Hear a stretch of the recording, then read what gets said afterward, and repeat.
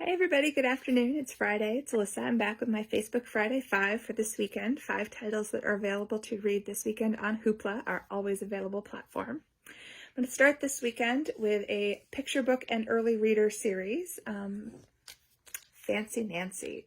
So this is available as a picture book for early listeners or a early reader series for those of you who are just starting to read on your own. If you don't know Fancy Nancy and you are a fan of princesses and pink and purple and anything that sparkles or using big fancy words, you will like Fancy Nancy. She is a girl who thinks that absolutely anything could be made fancier, and the fancier it is, the better. That includes words and her dog and her sister. So the fancier the better, and Nancy is happy. So Fancy Nancy by Jane O'Connell and Robin Priest-Glasser. For my early chapter book readers this weekend, I am recommending Inspector Flytrap by Tom Engelberger and Cece Bell. Inspector Flytrap is a really fun mystery series. If you like mysteries, Inspector Flytrap is a perfect one for you. He is a Venus flytrap, and he's a detective, and he will only solve big deal mysteries. Do not bother him with simple, easy mysteries. No, he only wants capital B, big deal mysteries. But he's a Venus flytrap. So how does he get out to solve these mysteries? Well, he has a skateboard and an assistant named Nina the Goat. And he gets pushed around town on his skateboard, and he and Nina go out to solve big deal mysteries. Well, the problem is that Nina has this really bad habit of eating the evidence. So how are they going to ever solve a mystery? It's a very funny series. So if you like funny mysteries, definitely check out Inspector Flytrap. There are 3 books in that series, and there is a spin-off series called Dee Dee Dodo Future Spy, which is also available in Hoopla.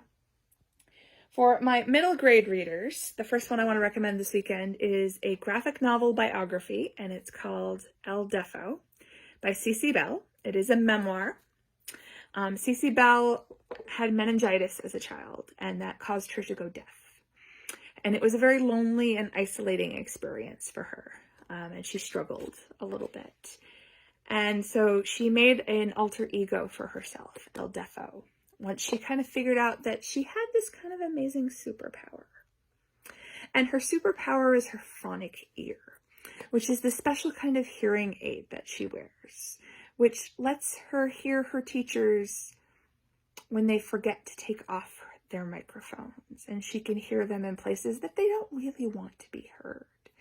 So it's moving and it's powerful, and it's also got a little bit of humor to it. So if you like graphic novels and you have not read El Defo yet, definitely check it out. If you like fantasy and you like fairy tales, I am recommending this weekend The School for Good and Evil by Soman Chineni. The last book in this series is just slated to come out in the next couple of weeks. This is the story of Sophie and Agatha.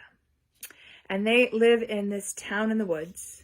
And this town every year is visited by the schoolmaster. And the schoolmaster takes 2 children from this town every year. One to go to the school for good, one to go to the school for evil.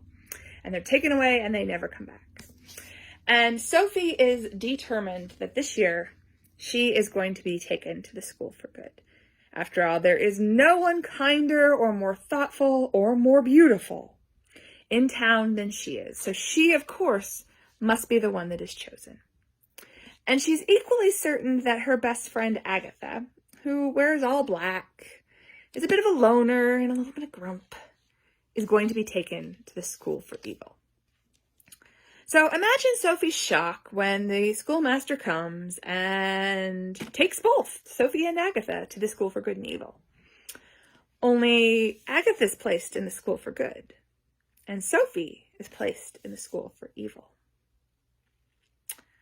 Well, this is an absolute travesty and must be a mistake and must be corrected immediately. And Sophie is not going to rest until she is in the school for good.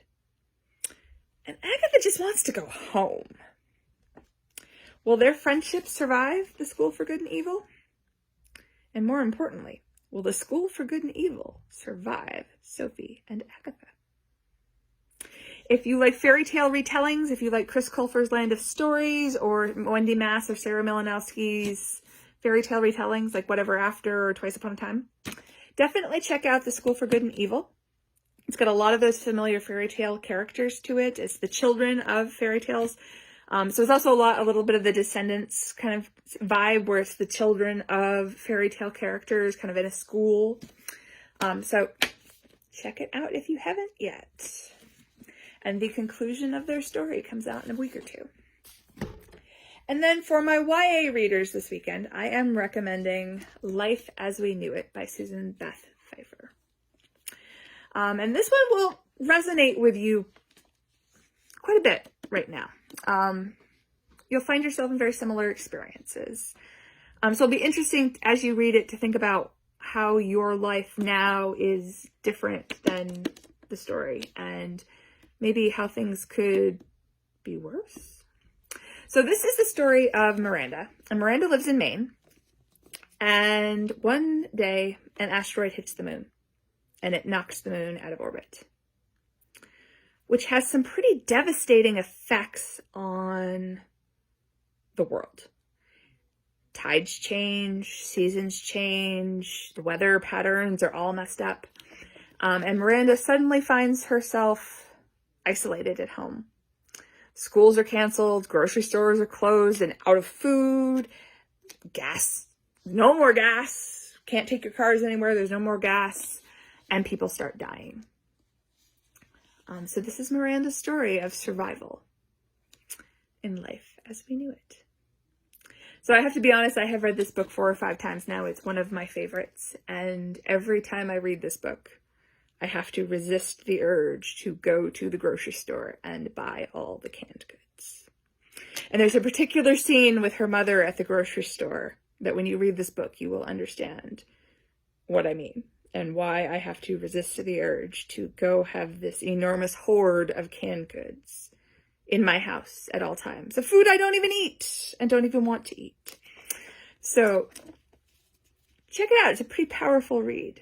It's lots of good things to think about in life as we knew it. So those are my picks for this weekend, Friday 5. Happy reading, everybody. I'll be back next week.